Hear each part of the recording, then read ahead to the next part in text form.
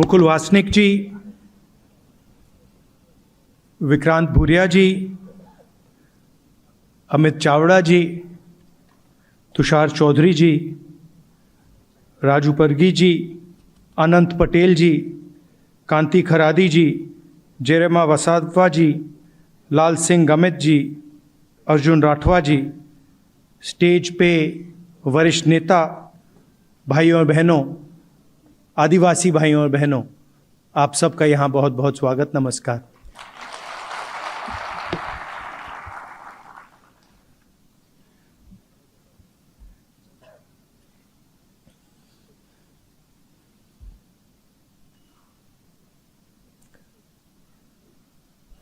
शुरुआत मैं आदिवासी शब्द से करना चाहता हूं।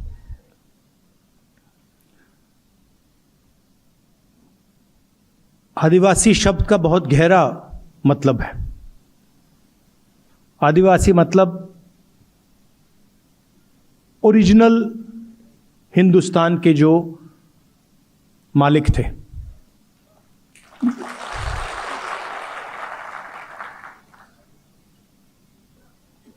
अगर आप यहाँ 1000-2000 साल पहले, 3000-5000 साल पहले आते तो सारी की सारी जमीन आदिवासियों के हाथ में थी। इस बात को कोई डिस्प्यूट नहीं करता, यह सच्चाई है। और आपकी पूरी की पूरी हिस्ट्री जो है वो एक प्रकार से आपकी जमीन खोने की हिस्ट्री है। पहले पूरे देश की जमीन आपकी थी। आस्ते आस्ते आस्ते आस्ते आस्ते आस्ते आस्ते आपको हटाते गए। और अब 21वीं सदी में एक नया शब्द आया है। आरएसएस और बीजेपी का शब्द है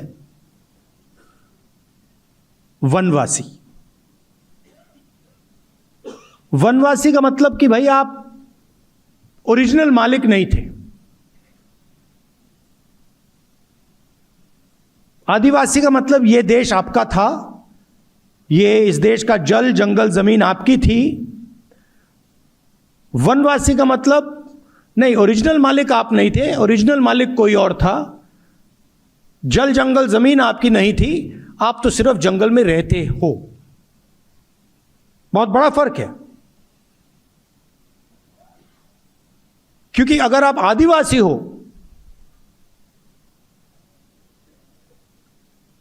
तो फिर इस देश का आप पर कर्ज है। आपकी जमीन ली गई, आपका जल, आपका जंगल, आपकी जमीन वो आपसे छीनी गई। इसका मतलब आप पर कर्ज है। वनवासी मतलब कुछ नहीं। वनवासी मतलब आप तो जंगल में रहते हो भाई, क्या लेना देना। और वनवासी बिरसा मुंडा जी जो हैं, इनकी सोच पर आक्रमण है।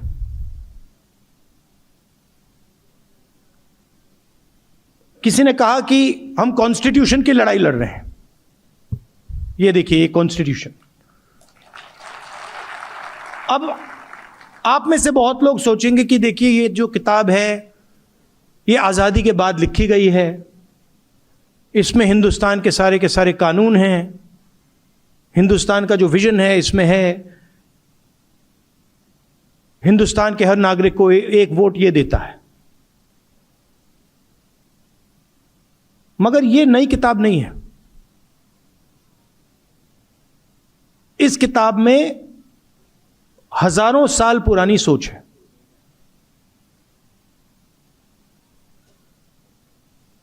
बीजेपी के लोग, मोदी जी बिरसा मुंडा जी की मूर्ति के सामने हाथ जोड़ते हैं, अंबेडकर जी की मूर्ति के सामने हाथ जोड़ते हैं, फूले जी के मूर्ति के सामने हाथ जोड़ते हैं, गांधी जी की मूर्ति के सामने हाथ जोड़ते हैं। मगर जो बिरसा मुंडा जी ने कहा था जिस चीज के लिए वो मरे उसकी रक्षा नहीं करते। तो इस किताब में बिरसा मुंडा जी की आवाज है, और जब बीजेपी इस आवाज पर आक्रमण करती है, जब आपको वनवासी कहती है, जब आपकी जमीन छीनती है, आपका जल छीनती है, आपका जंगल अदानी को देती है, तो वो सिर्फ संविधान पर आक्रमण नहीं कर रहे हैं, वो बिरसा मुंडा जी पर आक्रमण कर रहे हैं।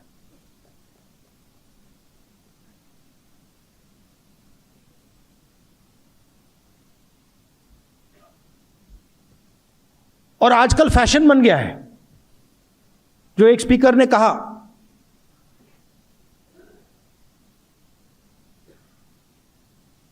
देश में जमीन किसकी जाती है?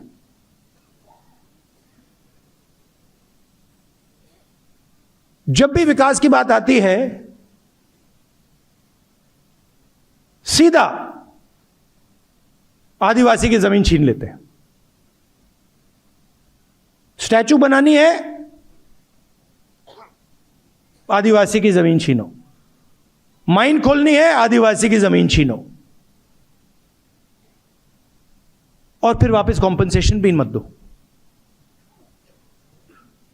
मतलब आपके कोई अधिकार नहीं है, कोई हक नहीं है।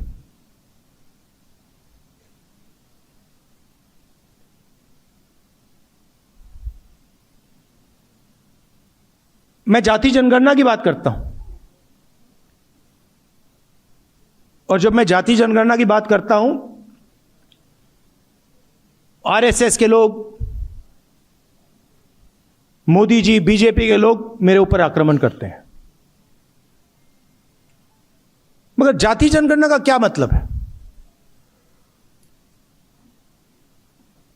पूरा देश जानता है कि इस देश में तकरीबन 9% आदिवासी हैं, 10% आदिवासी हैं। देश जानता है 15% दलित हैं, 50% पिछड़ा वर्ग है, 15% माइनॉरिटी कह लो। आपने प्राइवेटाइजेशन शब्द यूज किया, आपने कहा कि school, college, university, public sector privatise हो जाता है। ये गलत शब्द है। प्राइवेटाइजेशन से लग रहा है कि जब ये प्राइवेटाइजेशन होता है ये सबको जाता है। इस शब्द से ये लगता है कि भैया प्राइवेटाइजेशन होता है तो आदिवासियों को भी मिलता है, दलितों को भी मिलता है, पिछड़ों को भी मिलता है। नहीं, प्राइवेटाइजेशन का मतलब चुने हुए 5-7% लोगों को मिलता है। पहले पब्लिक सेक्टर हुआ करता था, उसमें रिजर्वेशन था, उसमें आदिवासी युवा जा सकता था, दलित जा सकता था, पिछड़े वर्ग का जा सकता था। अब खोलिए अदानी जी की कंपनी की लिस्ट खोलिए, उनके सीनियर मैनेजमेंट की लिस्ट खोलिए, दिखा दीजिए मुझे कौन सा आदिवासी बैठा है वहां पे। एक नहीं मिलेगा आपको।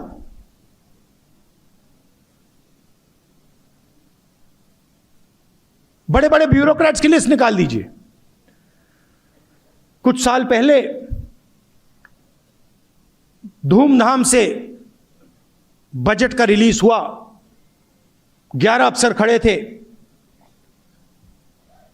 फोटो ली गई, और मैंने सवाल पूछा कि भैया ये जो 11 अफसर हैं, इनमें 90% का तो कोई है ही नहीं। मतलब पूरे देश का धन बांटा जा रहा है, लाखों करोड़ रुपए बांटे जा रहे हैं, और लाइन में आपको ना एक आदिवासी, ना दलित, ना पिछड़ा।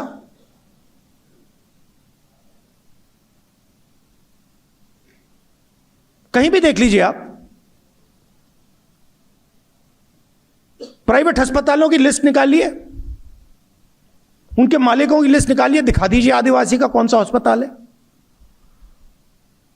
बड़ी बड़ी यूनिवर्सिटीज कॉलेजेस की लिस्ट निकालिए, दिखा दीजिए मुझे उनका आदिवासी मालिक कहां है। कॉर्पोरेट इंडिया खोलिए, उनकी लिस्ट निकालिए, 500 सबसे बड़ी कंपनियां जिनका लाखों करोड़ रुपए ऐसे माफ हो जाता है। 1 सेकंड लगता है मोदी जी को 16 लाख करोड़ रुपए उनका माफ किया गया है।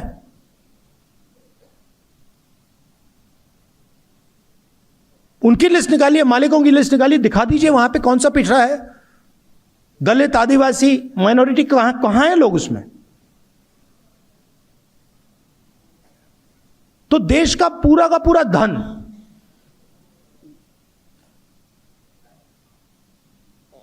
आपसे छीना जा रहा है। आप जीएसटी देते हो ना, देते हो नहीं देते हो, देते हो ना। ये आप कपड़े पहने हैं, इसमें जीएसटी जाती है ना।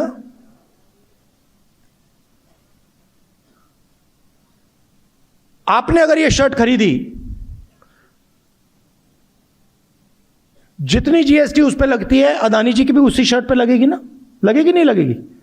तो जितना टैक्स आप देते हो उतना अदानी देता है।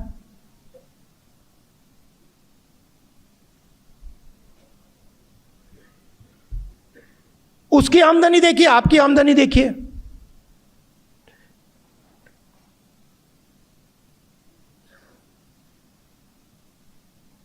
आप मुझे बता दीजिए, आप में से कितने लोगों का कर्जा माफ हुआ है? एक है यहां पे कोई व्यक्ति जिसका कर्जा माफ हुआ है? नहीं, एक नहीं मिलेगा आपको। पूरे देश में ढूंढ लो, आपको शायद एक आदिवासी ना मिले जिसका कर्जा माफ हुआ हो। और अदानी जैसे लोगों के लाखों करोड़ रुपए कर्जा माफ हो रहा है, रोज उसका कर्जा माफ होता जा रहा है।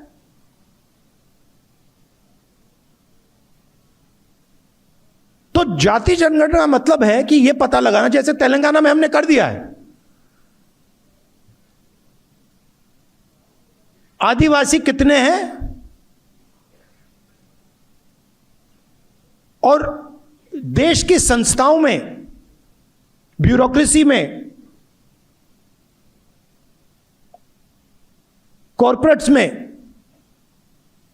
उनकी कितनी हिस्सेदारी है, यह मेन सवाल है। आप 15%, आप 9% हो, दलित 15% हैं, पिछड़ा वर्ग 50% है, कितनी हिस्सेदारी है आपकी? आपको लगता है कि आदिवासियों की देश में 10% हिस्सेदारी है? लगता है आपको? तो लंबे भाषण होते हैं,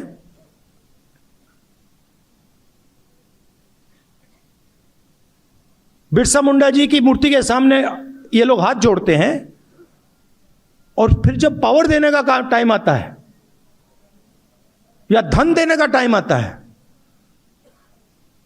चुप हो जाते हैं। कांग्रेस पार्टी ने मनरेगा किया था। मेरी एक कुछ दिन पहले केरल में डिस्कशन हुआ। एक व्यक्ति मुझसे कहता है कि ये जो आदिवासियों को, दलितों को फ्री में दिया जाता है, ये कब बंद होगा?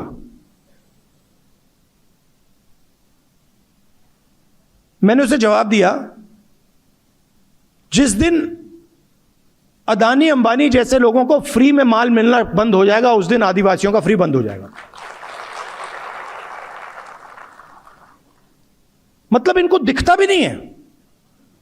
मनरेगा में व्यक्ति को फ्री में कुछ नहीं मिलता, वो खून पसीना देकर मजदूरी करके उसको पैसा मिल रहा है और उसे फ्री कहा जा रहा है। और अदानी का लाखों करोड़ रुपए कर्जा माफ हो रहा है, वो फ्री नहीं है, वो विकास है, वो प्रगति है। किसकी प्रगति? 90% की प्रगति या 500,000 लोगों की प्रगति? किसका विकास? यह भी सवाल पूछना चाहिए। कहते विकास हो रहा है, विकास किसका? गरीबों का, किसानों का, मजदूरों का या अरबपतियों का? हम पैसा कानून लाए, फॉरेस्ट राइट्स एक्ट, मनरेगा, भोजन का अधिकार, यह सब आपको प्रोटेक्शन देने का था। आपने भविष्य की बात की।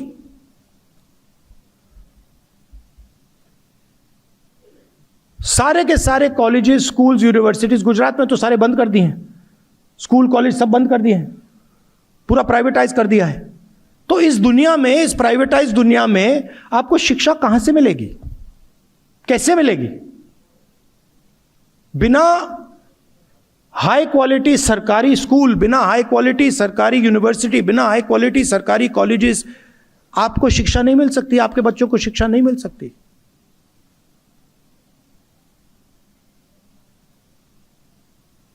तो अगर हमें आदिवासियों की मदद करनी है तो सरकारों को जो उनकी जिम्मेदारी है फिर से पूरी करनी पड़ेगी। सरकारी अस्पताल, सरकारी कॉलेज, सरकारी यूनिवर्सिटी, सरकारी स्कूल हाई क्वालिटी के, जिसमें आपके बच्चे जाके कम से कम पैसा देकर पढ़ पाए और कॉम्पिटिटिव रहें।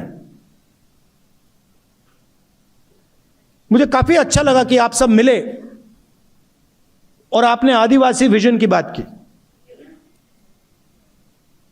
भविष्य में हमें क्या करना है? आपका एक मैनिफेस्टो होना चाहिए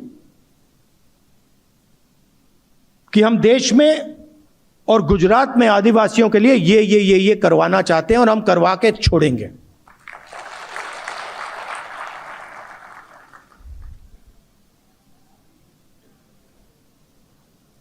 और सबसे जरूरी चीज ये संविधान है। हम शिक्षा की बात कर रहे हैं। आज वाइस चांसलर्स की लिस्ट निकालिए, आपको सिर्फ आरएसएस के लोग मिलेंगे।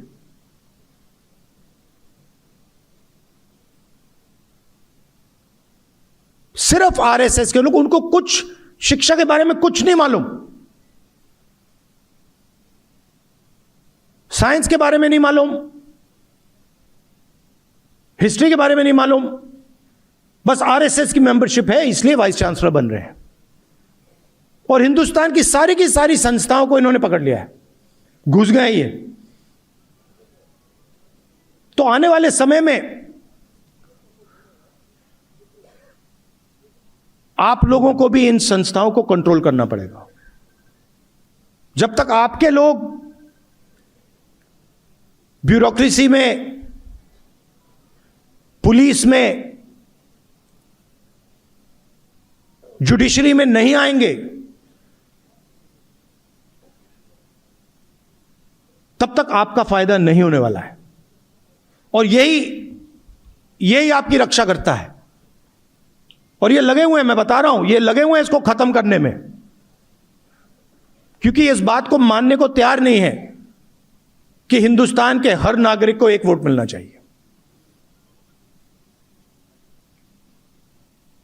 इनकी थिंकिंग में, इनकी सोच में आप लोग कम हो।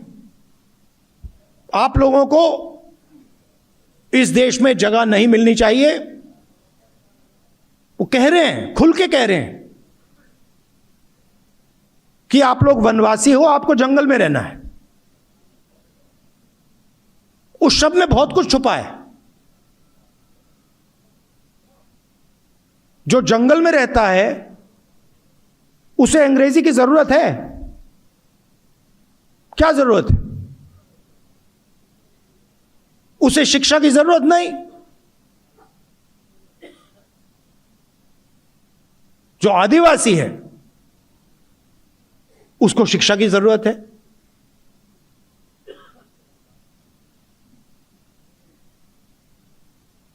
तो इस शब्द में पूरा का पूरा इनकी थिंकिंग छुपी हुई है। आपको कहते हैं वनवासी।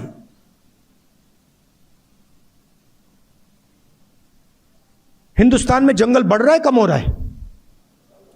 घटता जा रहा है ना। तो शब्द में लिखा हुआ है कि भैया जहां जंगल है वहां आप लोग रहो, जहां जंगल नहीं है आप लोग जाओ, निकलो वहां से, आपकी तो कोई जगह ही नहीं है। तो आपको वनवासी बना दिया और फिर जंगल को काटने लग गए।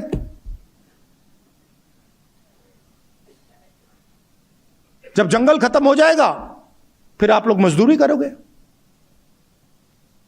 मगर अगर आदिवासी शब्द का प्रयोग किया गया तो फिर सवाल उठता है कि हमारा जंगल है, कैसे काट रहे हो, कैसे ले रहे हो? हमारा जल है, हमारी जमीन है, कैसे ले रहे हो? बिना पंचायत के पूछे कैसे ले रहे हो? धमका के कैसे ले रहे हो? फिर ये सारी बातें शुरू हो जाती। इसीलिए ये चाहते हैं कि आप लोग वनवासी बनो, अपना हक मत मांगो, अपने बच्चों के लिए शिक्षा मत लो। आप लोग या जंगल में रहो और जब जंगल खत्म हो जाएगा फिर मजदूरी करो। ये हम नहीं चाहते हैं। हम चाहते हैं कि इस देश में जितनी जगह दूसरे लोगों को मिलती है उतनी आपको मिले। बेहतरीन कॉलेजेस और यूनिवर्सिटीज में आपके बच्चे पढ़े। हिंदुस्तान की सबसे बड़ी कंपनियों में आपके लोग काम करें, आपके बच्चे काम करें। जब सीईओज की लिस्ट निकाली जाए उस लिस्ट में आदिवासी नाम दिखे, ऐसा भविष्य हम चाहते हैं। यही लड़ाई है। और आप जानते हो जो आपने कहा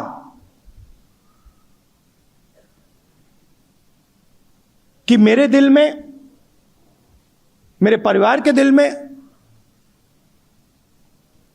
कांग्रेस पार्टी में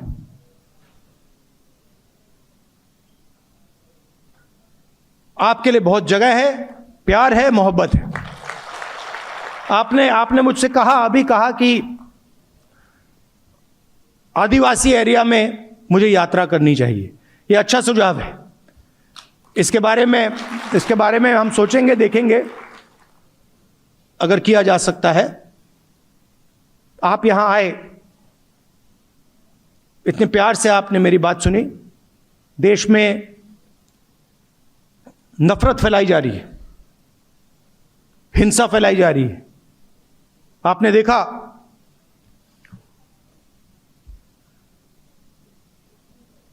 ईरान में युद्ध हो रहा है। देखा, प्रधानमंत्री भाग गए थे पार्लियामेंट हाउस से, देखा आपने? देखा था?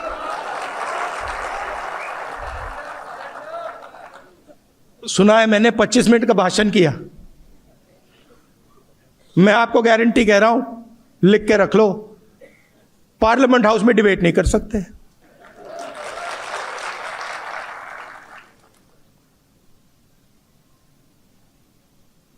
कॉम्प्रोमाइज हो गए हैं। आप देखिए अमेरिका के साथ, थोड़ा सा मैं आपको बताता हूं। अमेरिका के साथ इन्होंने डील किया, यूएस डील। उसमें पहली बार हिंदुस्तान के प्रधानमंत्री ने, किसी भी प्रधानमंत्री ने, कृषि का सेक्टर खोला। किसी भी प्रधानमंत्री ने आज तक कृषि का सेक्टर नहीं खोला। उसका कारण है क्योंकि हमारे जो खेत हैं वो छोटे खेत हैं। आप जानते हो 5, 6, 10 एकड़ के, 1 एकड़ के, 2 एकड़ के खेत हैं। अमेरिका में 1000 एकड़, 2000, 5000, 10,000 एकड़ के खेत हैं। यहां पे हमारे लोग हाथ से काम करते हैं, मजदूरी करते हैं, मैकेनाइजेशन कम है। वहां पे कॉम्बाइन हार्वेस्टर, ट्रैक्टर, पूरा मैकेनाइजेशन है। अगर उनका माल यहां आ जाएगा तो हमारे सारे के सारे किसान बर्बाद हो जाएंगे। इसीलिए किसी भी प्रधानमंत्री ने कृषि का सेक्टर नहीं खोला। इन्होंने दाल, सोयाबीन, फल, कपास, ये सब खोल दिया है।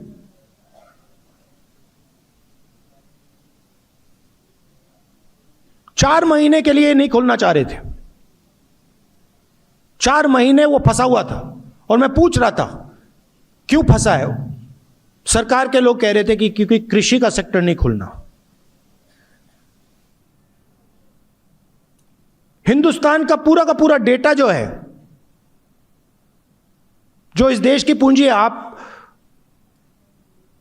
21वीं सदी में, 20वीं, पिछली सदी में जो तेल की जगह होती थी, 21वीं सदी में वो डेटा है।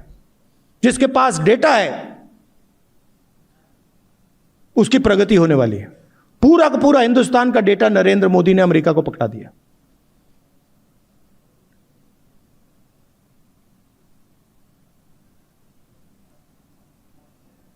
$9 लाख करोड़, नंबर याद रखिए, हर साल हिंदुस्तान अमेरिका से 9 लाख करोड़ रुपए का माल खरीदेगा। 5 साल के लिए हर साल 9 लाख करोड़ रुपए। आप सोचिए, अगर हम अमेरिकन कंपनी से 9 लाख करोड़ रुपए खरीदेंगे तो हमारी कंपनियों का क्या होगा, हमारी छोटी कंपनियों का क्या होगा, हमारे स्मॉल मीडियम इंडस्ट्री का क्या होगा।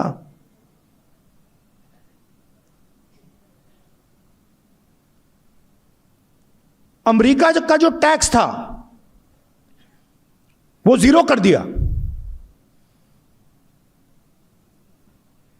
और हमारा पहले से ज्यादा कर दिया।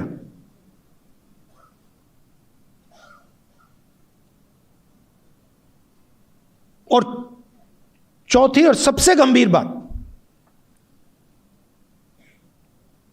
हिंदुस्तान के प्रधानमंत्री ने ट्रंप से कहा कि हम बिना आपसे पूछे तेल और नेचुरल गैस नहीं खरीदेंगे। अगर आप कहोगे कि रूस से नहीं खरीदना है, हम नहीं खरीदेंगे। अगर आप कहोगे ईरान से नहीं खरीदना है, नहीं खरीदेंगे। अगर आप कहोगे इराक से नहीं खरीदना है, वेनेजुएला से नहीं खरीदना है, हम नहीं खरीदेंगे। आप बोलो, जो आप हुक्म करोगे हम पूरा करेंगे। ये 4 चीजें नरेंद्र मोदी ने डोनाल्ड ट्रंप को दी हैं। लिया कुछ नहीं। अमेरिका हमसे माल नहीं खरीदेगा। अमेरिका को पेट्रोल गैस खरीदने से पहले हमसे नहीं पूछना। उनका टैक्स कम हो गया, हमें कुछ नहीं मिला। क्यों? क्योंकि डोनाल्ड ट्रंप ने नरेंद्र मोदी को कंट्रोल कर रखा है। कैसे? एप्स्टीन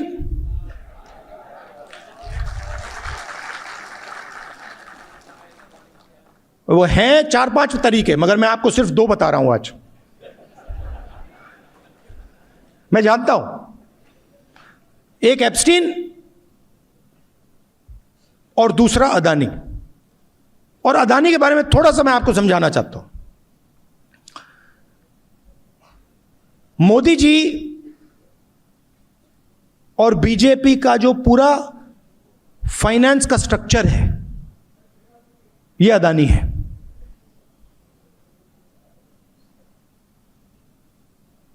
अदानी आम कंपनी नहीं है, इस बात को आप समझिए।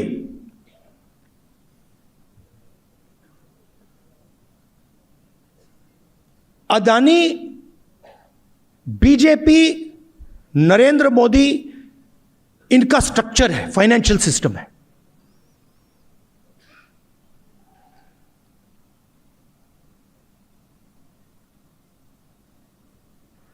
पोर्ट पकड़ा दिए, एयरपोर्ट दे दिए, सीमेंट की कंपनी दे दी, मुंबई का एयरपोर्ट उठा के दे दिया,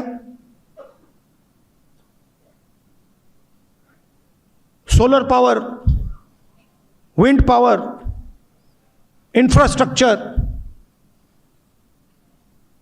सारा का सारा इस व्यक्ति को दिया। क्या लगता है आपको,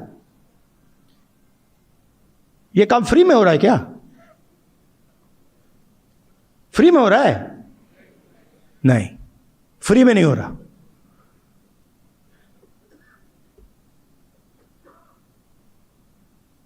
और इस कंपनी पर अमेरिका में कोर्ट केस लगा दिया और मोदी जी को सीधा मैसेज दे दिया। वो कोर्ट केस अदानी को धमका नहीं रहे, वो मैसेज मोदी जी को गया है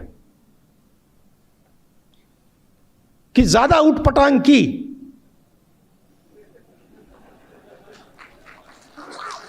हिंदुस्तान के लोगों के साथ ड्रामा करना कर लो, हमारे साथ ड्रामा किया ना तूने,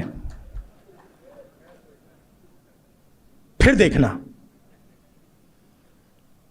पूरा का पूरा रिकॉर्ड उनके हाथ में भाई। पैसा कहां गया, कहां से कहां गया, कैसे जाता है, कब जाता है, सारा हाथ में। डोनाल्ड ट्रंप ने तो खुल के कह दिया, गूगल पे जाइए देखिए, वो तो कह रहा है कि भैया मैं नरेंद्र मोदी के करियर को खत्म कर दूं जब चाहता हूं, मुझसे मत करवाओ।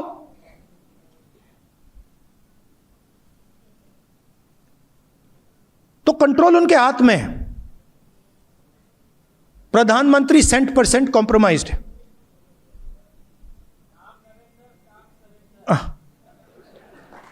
बट नहीं, अब आप बोल रहे हो मगर नुकसान किसका हो रहा है? आपका हो रहा है। आपका भयंकर नुकसान हो रहा है आदिवासियों का।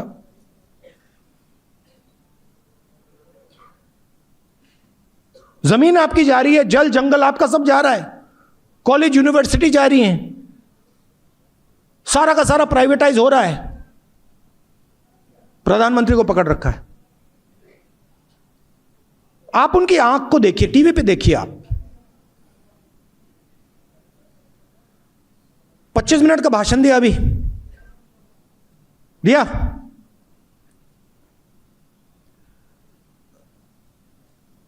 आप बताइए, अमेरिका के खिलाफ कुछ बोला?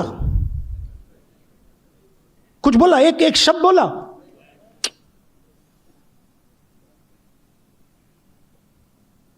%% कंट्रोल में है।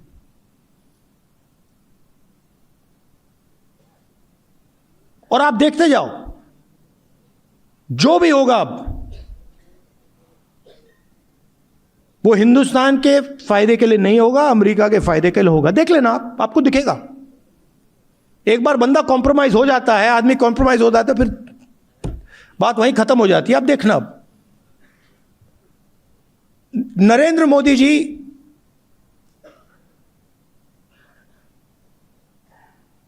ट्रंप के सामने चूं तक नहीं कर सकता है। बता रहा हूं आपको, मैं सच बोलता हूं। ट्रंप कहता है कि हिंदुस्तान और पाकिस्तान का युद्ध उसने रुकवाया। आप देखो क्या अपमान, हमारी सेना का अपमान कर रहा है। कहता है हिंदुस्तान के जहाज गिरे, 7 जहाज गिरे, मैंने युद्ध रुकवाया। मोदी जी के मुंह से चूं तक आवाज नहीं निकली। एक बार नहीं बोला, 50 बार बोला उसने, बोलता रहता है। हमारा प्रधानमंत्री एक शब्द नहीं बोल पाता। क्यों? कंट्रोलर हाथ में उसके है।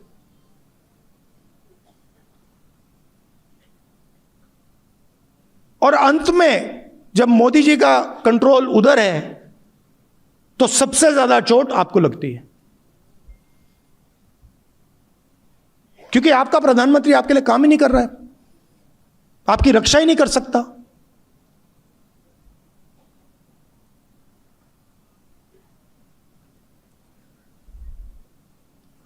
ज्यादा लंबा बोल गया, थोड़ा मैं आपको बताना चाह रहा था, थोड़ा दूसरी इशू के बारे में भी बताना चाहता था, मगर मेन बात है भैया, इसको हम सब इसकी रक्षा करेंगे, इसको नहीं छोड़ना हमें, क्योंकि इसकी रक्षा में बिरसा मुंडा जी की विचारधारा की रक्षा है, आदिवासियों की रक्षा है, हिंदुस्तान के गरीबों की, किसानों की, मजदूरों की, सबकी रक्षा है। जिस दिन यह गायब हो गया उस दिन कुछ नहीं बचेगा हमारा, आपका, आदिवासियों का। बहुत बहुत धन्यवाद, नमस्कार, जय हिंद।